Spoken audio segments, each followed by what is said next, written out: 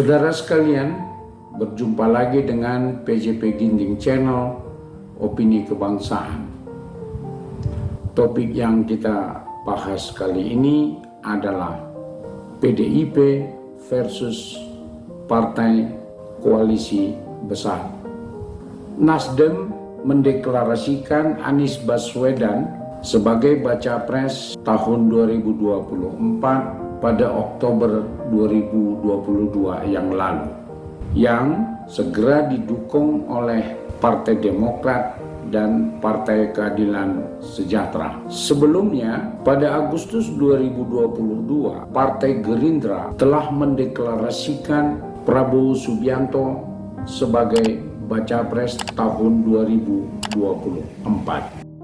Partai Demokrasi Indonesia Perjuangan tampaknya pada tahun 2022 masih kesulitan untuk mendeklarasikan baca presnya untuk tahun 2024. Atas berbagai pertimbangan yang mendalam, Partai Demokrasi Indonesia Perjuangan mendeklarasikan Ganjar Pranowo sebagai calon presiden tahun 2024 bertepatan dengan Hari Kartini dan menjelang Hari Raya Idul Fitri, yakni pada tanggal 21 April 2023.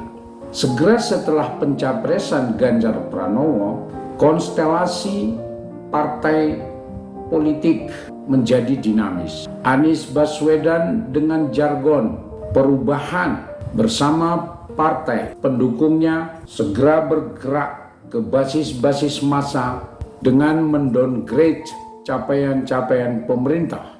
Begitu juga Prabowo Subianto dengan Partai Gerindra bersama Partai Kebangkitan Bangsa membentuk koalisi dengan sebutan Koalisi Kebangkitan Indonesia Raya. Tak mau ketinggalan, Golkar, PAN, dan P3 juga mempersiapkan Koalisi Indonesia Bersatu. Konon koalisi ini untuk mengusung Airlangga Hartarto sebagai baca pres. Sehingga sesuai dengan persyaratan ada 4 pasangan calon nantinya muncul di pemilu 2024. Tetapi secara perlahan nama Airlangga meredup sehingga poros Koalisi Indonesia Bersatu tidak kunjung deklarasikan Airlangga sebagai baca pres. Hingga Juli 2023, posisi partai-partai tidak berubah dalam peta koalisi. Terjadi perubahan hanya pada Partai Persatuan Pembangunan yang meninggalkan Koalisi Indonesia Bersatu dan bergabung dengan Partai Demokrasi Indonesia Perjuangan. Namun demikian, poros pencapresan 3 pasang calon tidak berubah.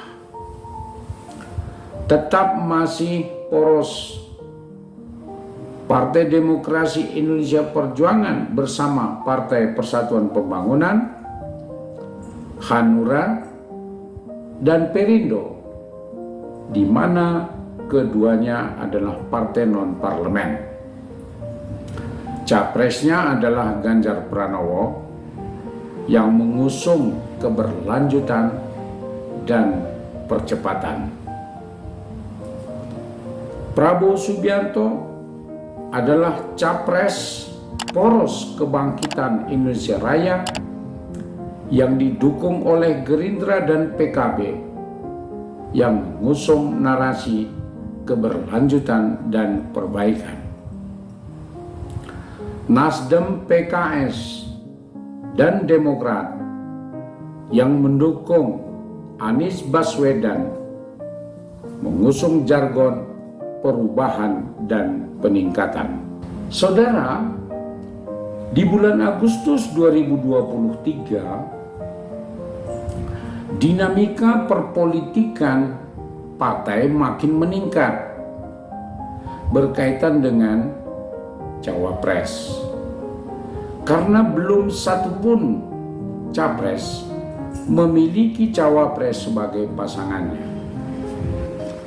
Poros perubahan dan peningkatan, Partai Demokrat yang menginginkan AHY sebagai cawapres mendampingi Capres Anies Baswedan, namun tetap belum dideklarasikan.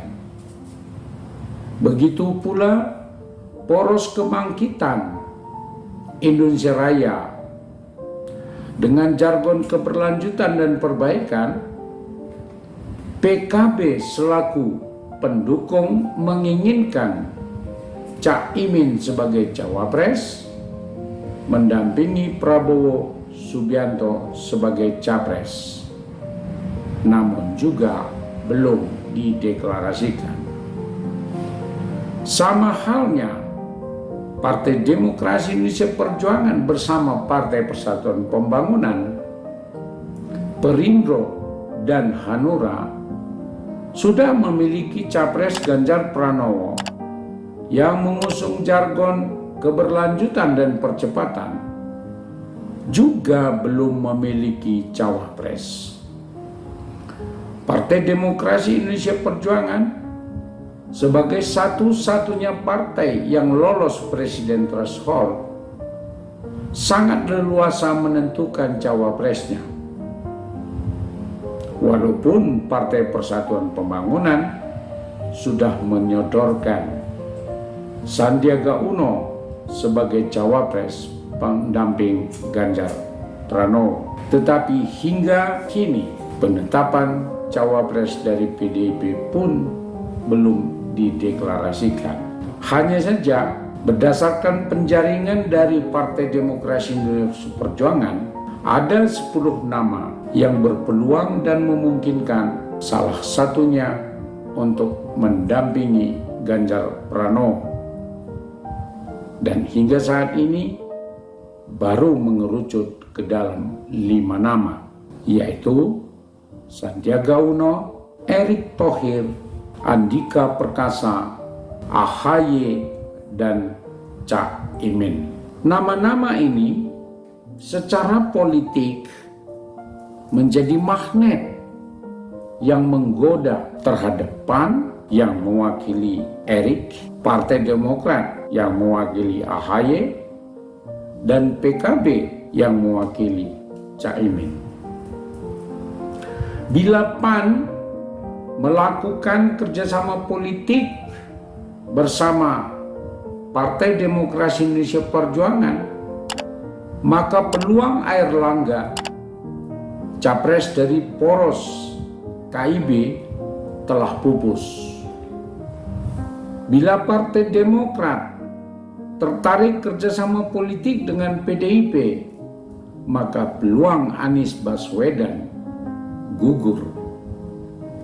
Demikian juga kalau Cak Imin bersama PKB tertarik kerjasama dengan PDIP, maka peluang Prabowo jadi capres sirna. Semua partai politik ini kini bingung dalam mengatur strategi untuk menentukan cawapres. Sebab menurut survei-survei, faktor cawapres itu sangat menentukan kemenangan pasangan capres-cawapres. Angka-angka survei menunjukkan hingga kini belum ada satupun cawapres bisa memenangkan kompetisi di dalam pemilu Pilpres mendatang. Sehingga untuk mendongkrak suara kemenangan, salah satu faktornya ada di cawapres. Pada tanggal 13 Agustus 2023 yang lalu, PAN dan Golkar mencoba memecah kebuntuan partai-partai politik dengan mendeklarasikan dukungan kepada Capres Prabowo Subianto. Artinya poros KIB bubar, telah melebur ke poros kebangkitan Indonesia Raya. Namun, deklarasi ini juga tidak mampu untuk menetapkan siapa cawapres Prabowo. Karena dengan deklarasi ini mudah dibaca bahwa Cak Imin, Airlangga, Erick Thohir akan berkompetisi ketat agar bisa menjadi cawapres Prabowo. Secara elektoral, partai ini telah memiliki suara paling besar, sekitar 48%. Boleh dikata, partai koalisi besar ini telah mengeroyok koalisi Partai Demokrasi Indonesia Perjuangan bersama dengan Partai Persatuan Pembangunan yang hanya memiliki sekitar 25% suara. Kita teringat kembali pada kondisi politik tahun 2014, di mana Partai Demokrasi Indonesia Perjuangan bersama Partai Nasdem dan PKB, P3 dikeroyok oleh Partai Gerindra, Golkar, PAN, Demokrat, dan PKS. Saat itu capresnya adalah Joko Widodo versus Prabowo Subianto, yang pada akhirnya dimenangkan oleh Joko Widodo. Kini hal serupa terjadi lagi. PDIP dan P3 dengan capres Ganjar Pranowo dikeroyok oleh Prabowo bersama Partai Gerindra, Golkar, PAN, dan PKB. Juga dikeroyok oleh Anies Baswedan bersama PKS, Demokrat, dan Nasdem.